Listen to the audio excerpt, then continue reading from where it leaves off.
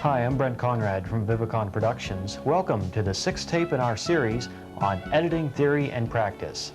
During this video, I want to not only emphasize the fundamentals of good editing, but also the real-world applications for them.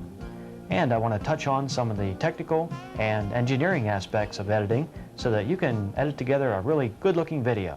First thing I always do is to record a clean, uninterrupted black signal on my master record tape by putting black on the tape first.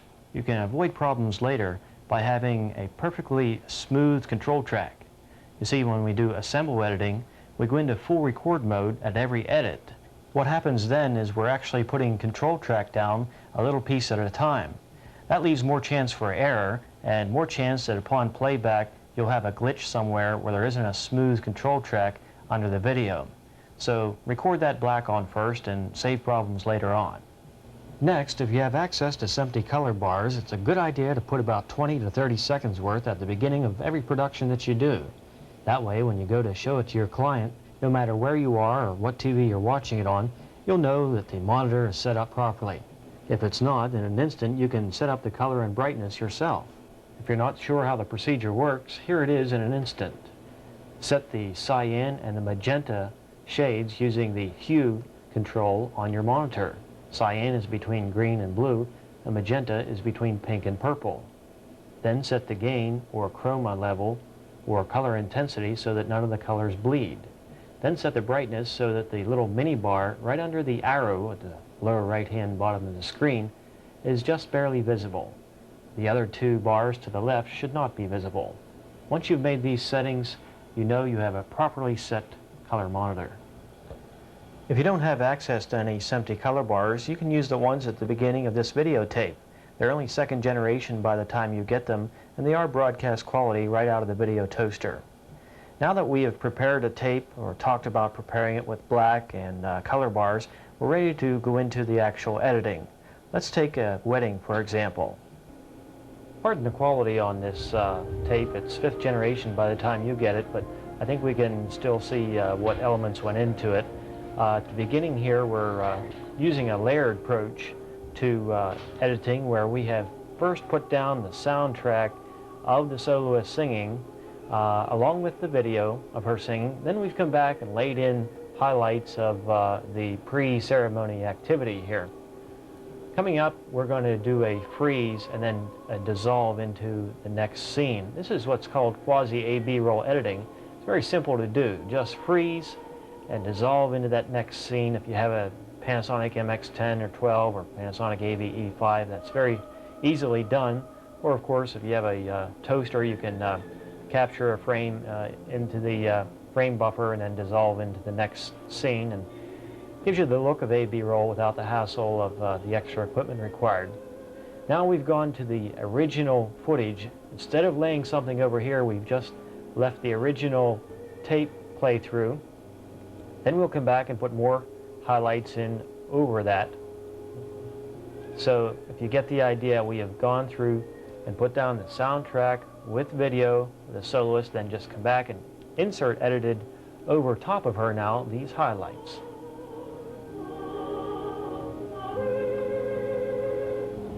Just a note on signal preservation here. We are using time-based correction to try to uphold the quality of the video. We are backing off the chroma level a bit on this because of the natural increase in chroma saturation we get with each generation. You'll notice that due to the fact we are using a small head drum camcorder like the Panasonic AG450, you tend to get bent horizontal lines that go across the screen and sometimes end up as color distortion across people's faces. It's a nasty problem that there's really no defense against other than using a camcorder with a full-size head drum like a full-sized Hitachi 8200 or the RCA Super VHS 560 model or the JVC camcorder. But since the AG450 is so popular, people should understand that this problem exists, and one of the few ways to remedy it a little bit is to back that chroma off a ways. Also, in using time-based correction, we're able to use the YC delay circuitry, which keeps those colors from drifting or smearing down the screen. So that does help when dubbing also. Next, we're going to be going into a segment where we carry the music soundtrack under on one audio channel, and we're going to go into live location sound on the other in the form of some interviews here with parents. How do you feel right now, Mrs. Owens? How do I feel? Well, I guess this is a culmination of a very busy year, and it makes me feel good that we finally reached this point. Wouldn't you say, Tony? Yes, I would say so. Now, with an industrial level recorder editor like I'm using, this is possible. On some units that have only one channel of insert audio, like the Panasonic AG1960, using 2 channels of insert audio there is not possible. So that's something you just kind of have to deal with as you go.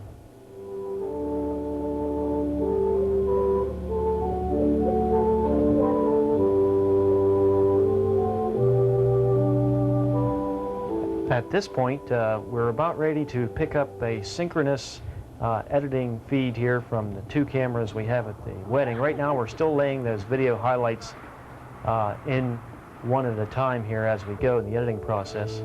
At this point we're going to go to the dissolve mode because we've been able to get into an A/B roll mode by synchronizing the playback on both tape sources.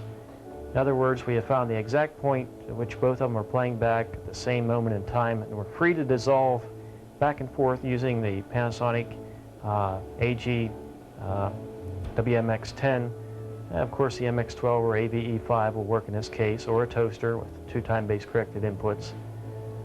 It's nice to be able to freely dissolve back and forth now throughout the wedding ceremony between the 2 camcorders.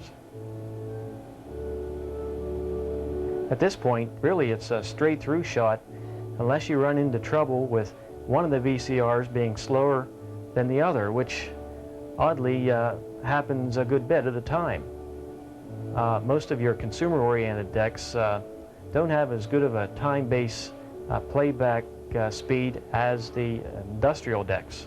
So my NEC DS8000U oftentimes gets a little bit behind my JVC industrial decks, and I'll occasionally have to stop and realign the synchronization on the playback of the decks, and then go back into my dissolving back and forth freely for the rest of the ceremony. Really, the only effects you need during the ceremony are some nice dissolves and maybe some cuts.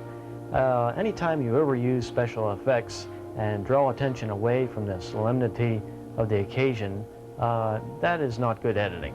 The idea is to preserve the real-life aspect of the occasion as much as possible. Later, when we do the music video highlight tape of the wedding, the highlights of the wedding day, then we can take more artistic and creative freedom because we can present a more glamorized or dreamlike approach in doing the highlight reel. Now let's take a look at another editing situation that you might get into, the concert stage performance. In this case, we shot with 2 cameras on 2 different nights. All the shots you see from this angle are actually shot from the previous night. Then they're edited in with the other footage to make the complete edited presentation. Now it gets a little tricky when editing music like this because the problem of lip sync becomes very important. Whenever the conductor is conducting without the use of a metronome or any pre-recorded music, his meter or tempo can vary from night to night. In fact, it will vary night to night. So at the most, I was able to cut in about 1 to 2 measures worth of music from the previous dress rehearsal night to the actual performance night. But when you get a music soundtrack that comes from a record or a tape or something that has consistent playback tempo from night to night, you can cut in just as long as you want and it'll hold time from tape to tape. But this makes a nice approach in a concert situation where you can't get up close during the actual performance. It allows you to get up into places you wouldn't normally be able to be. So on dress rehearsal night, we have everyone dress exactly the same as they're going to be on performance night, so it doesn't look funny or obvious when we cut back and forth from dress rehearsal to the actual performance night. We actually shoot with one camera just on the conductor during the dress rehearsal, and then the other camera is roving, getting close-up shots and so forth.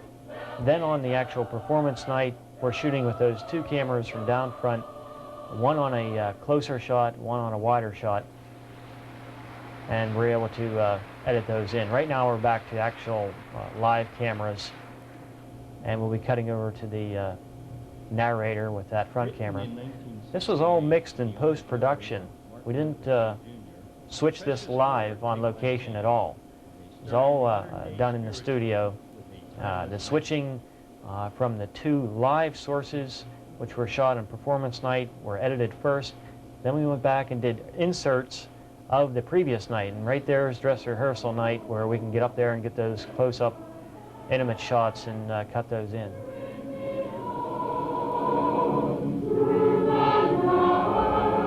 So again, that layered approach can come in very handy in getting some variety to your editing, and it really doesn't require any more sophisticated equipment. You can just come back and do those video inserts. Where time code is a consideration, time code really doesn't help us in this situation because we're shooting on a different night, therefore the times would not match up. But where it would be of a help would be the zero frame accuracy that time code does afford.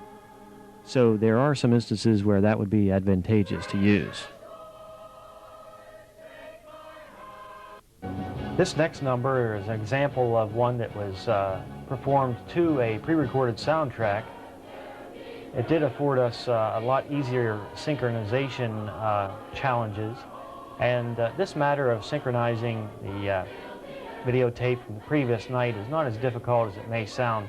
It does help to have a little bit of background or an ear for music, but once you get it synced up, you're really free to cut in and out then your close-up shots.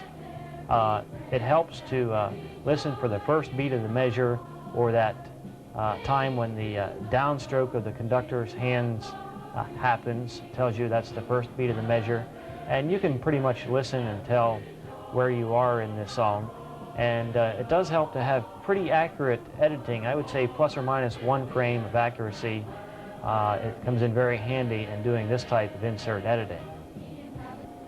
On this particular number, as I watched the program come over the cable channel, I thought to myself, I got a little carried away on the switching on this one. Really, anytime you switch, there should be a reason for it. You shouldn't just switch just because you have the shot available. In this case, I just got a bit heavily handed on the insert editing here and really got a bit carried away. So keep that in mind. Anytime you make a switch, there should be a definite reason for it, not just an exercise in editing. This next number, I want to show you an example of how having multi-camera positions can kind of save you when covering a stage performance. Where the stage is so wide, it's hard to pick it up with a small aspect ratio of a video camera. In this case, because we ran with 2 cameras on dress rehearsal night and 2 cameras of the actual performance night, we had 4 different positions to pull from, and it really saved us in being able to show the entire stage and cover it properly with the variety of angles we had to choose from.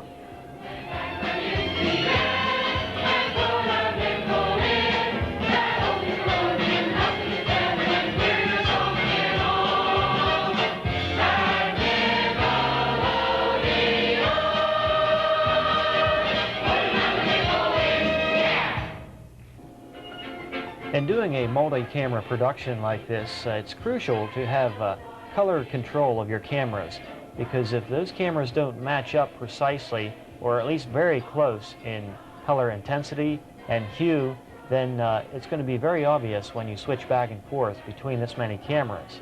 So having yourself a good process amplifier, being able to bring that color level into line is very helpful. Once you have your monitor set up according to SMPTE standards, you'll be able to see if those skin tones are looking right, if they're a little too yellow, if they're a little too red. So color matching is very crucial anytime you're using more than one camera on a shoot. Granted, it's never going to be a network quality production using AG450s from Panasonic, but still we have to try to achieve the best color integrity we can throughout the production. Let's take a moment now to discuss audio editing. Really, audio is half of video, so we have to pay close attention to the quality of signal we're recording there too. Editing and production music has gotten a lot easier over the last few years. These compact discs really make it easy to cue up a song with no problem at all. We can go right to the cut that we want. We can even back time it by using the counter readout display on the compact disc player. And of course, the quality of the compact disc is really excellent and dubs perfectly to videotape. I found some compact disc production libraries that are very good, and I'm going to put them on the screen right now for you to look at. A good idea is to give these companies a call and tell them that you would like to hear a demo of their collection. And what they'll usually do is UPS those out to you right away. They might send you their whole 10-disc library if you ask for it. Then you can listen through them and decide which ones you want to keep and which ones you want to send back. And I've been very pleased with companies like 27th Dimension and Signature Music for the quality of music that they provide. It's best to buy buyout music because you pay up front the price of the disc, and then you're pretty much free to use it however you want. Needle drop rates can get pretty expensive when you're sending in $60 every time you drop the needle, so to speak, onto a song every time you use it. I want to talk a little bit about recording the spoken voice. When you're on location and shooting an interview, let's say, and you've got a wireless mic like the Samson on someone, it can have a certain ambience in a room that might or might not be pleasing. It helps to have an equalizer that you can adjust the parameters of the sound with, so you can dial it in just the way you want it, whether you want to bring up the upper mid-range a little more, which gives your voice more understandability, especially for older folks who have trouble hearing the upper mid-ranges. Then we can add just a little bit of bass boost to give it a little more warmth to the voice. And then when you go into the studio and use your studio microphone, then you're going to be under a whole different set of requirements, and you might want to shape that sound a little more differently because of the different microphone pickup characteristics of a studio mic. So as you can see, it's very helpful to have an equalizer to dial that sound in just the way you want it. Needless to say, it's also very helpful to have an audio mixer, because then you're not back there pulling out wires and plugging them back in every time you change audio input sources. For instance, I can run my wireless mic through one pot, through the other pot I can run the video tape source, through another I have the compact disc player, and so on, and it really is very convenient to have that. Also, some mic mixers have features like audio limiters, which help a lot whenever you're recording a production and you don't want to go over those peak audio levels. I always set my peak level at 0 dB so that you come into line with those peak levels, and then the limiter takes over and doesn't allow that to go into the red or past 0 dB by very much and give me any audio distortion. One pointer on mixing music in with your narration: it's best not to take your music above 10 dB because otherwise it starts drowning out your narration and makes it difficult to understand. Now let's take a look at shooting to edit. The fundamentals of a good scene include an establishing wide shot to open with, showing the viewer the whole situation. This can be as far out as an aerial shot to establish a business location, or just a wide enough shot to include all the players in a poker game. Another note on the wide shot: it's not good to cut two wide establishing shots together, one right after the other. It serves more to disorient the viewer. It helps if you mix in either a medium shot or a close-up to break up the wide shots. Next, the medium shot, which takes us in for a different perspective. And finally, the close-up, of course, gives us those intimate details. Also remember that television is basically a close-up medium, so your production should really be filled with close-ups to give you that close-up gritty detail. Another good shot to get just to cover yourself in the editing room is the reverse angle shot. Once you've gathered all these shots, you can interview your subject. Then the editing possibilities are truly infinite. Right now I want to try an experiment with you on editing some raw footage that I shot at a nursing home. I just did this job recently and I still had the footage on the shelf, so we're going to use that to do a little editing tutorial. Now we're going to start with an interview with the executive director of the organization. Then we're going to have some cover footage and various shots of some men playing cards, and then we're going to interview one of the residents around the card table who has a particularly wry sense of humor. Then we're going to move out to the lunchroom where we get a testimonial from the same individual about how good the food is there. So let's try this exercise. I'm going to run the raw footage for you right now and try editing a 1 to 2 minute piece on this nursing home, making it flow smoothly from beginning to end. Then I'll come back and show you how I did my edit for the finished production, and we'll kind of compare notes here. Now, I don't claim to be the best shooter in the world, so be patient with my raw footage, and I'm going to run it for you right now. And just give me an overview of just what the services are here that you provide. This is an adult daycare. You know, we prefer to call it the Adult Day Activity Center due to the fact that an adult daycare sounds so much like a babysitting service, which hopefully we are not. I think that one of the main objectives of our program is to help preserve the person's dignity, you know, and help maintain their independency. We don't do anything for anybody that they can do for themselves. We feel that that's very, very important here.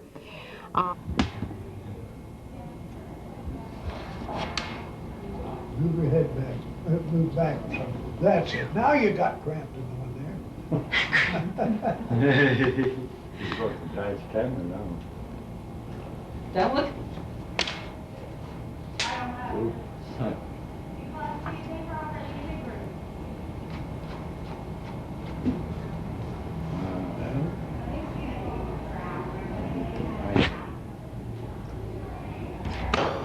Go ahead and play.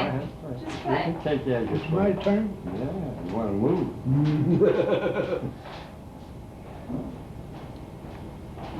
Good. Now, do you ever get any bets going on the side? Not in here you don't. You can. We have to go outside when we finish. You have to go off the premises. And then you can really get some wagers going, huh? Yeah. So, you fellas... We're holy and sanctified. None of that gambling in here. No gamblers. No beer either. How about it? He slips the cards under the table. Well, well, with a hand like that... Well, What do you think of this place? well, I've been here one of the, you know, the first. About the oldest. Yeah, I'm about the oldest one here, and I'm back every day, so I must think pretty good of it, right? And nobody bosses you around. No, you can do whatever you please within reason. And Can I boss you a little bit? and huh? I'd like to. I'd boss you a little bit, don't I? Yeah. I'm away from the Yeah. house, get you out a little bit. You get breakfast, and then we get lunch, and then we get a little smack in the middle of the afternoon. Huh? In between. No, no. Get along all right in here, huh? No troubles. Everybody's happy. They ain't, we make them happy. No, I'd say you're in pretty good shape that way. We won't even...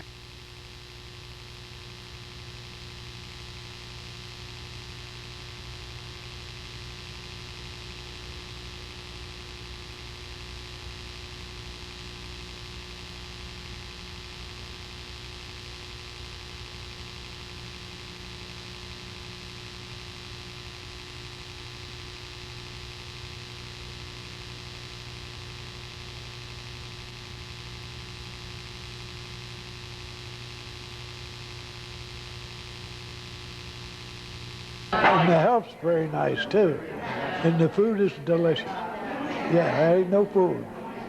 What are you having today there? Chicken and beets and potatoes. Yeah. Now, do you get enough to eat? Oh, you bet. Yes, they don't skimp you on it at all. Here's looking at you.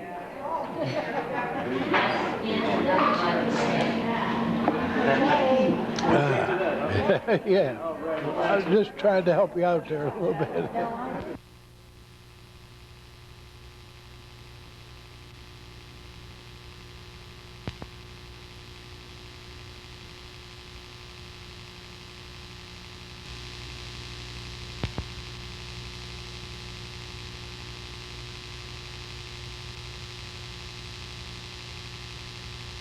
And that's it for the raw footage. I hope you're going to be able to work with that to put together a piece. I'm going to go into right now the first stage of the edit, in which I pay attention mainly to editing the dialogue on the piece. First, though, I zero the counter number on my VCR that has minutes and seconds readout, and I go through and log all the footage and write down the corresponding minutes and seconds and what was said along the way. That way I have a good visual readout of where things are on the tape. Also, if your deck maintains its readout during the fast forward mode, you're going to save yourself a lot of time searching for things. This is an adult. Let's go ahead into the first stage of editing now, where we'll want to add our graphics to identify the speaker at this time. And then we're going to pay attention mainly to editing dialogue, not worrying quite as much about video this time around.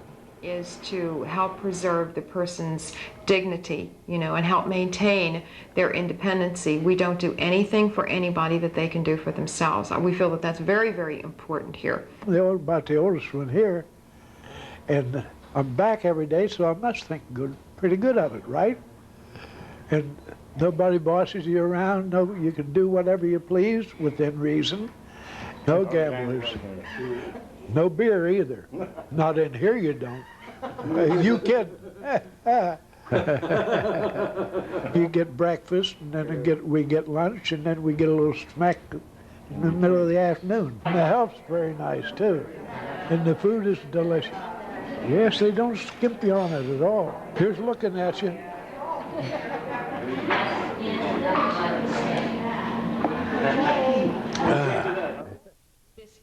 Now let's go back and take a look at the final edit with all the overlays and a little bit of music cut in too. Like a babysitting service, which hopefully we are not.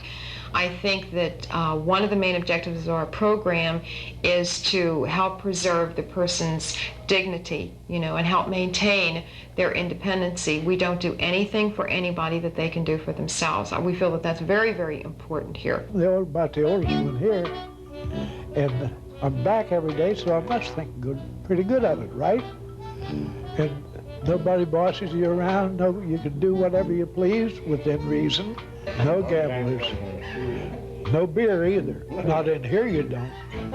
You can.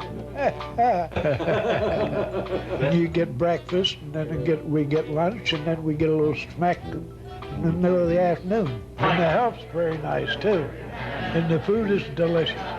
Yes, they don't skimp you on it at all. Here's looking at you.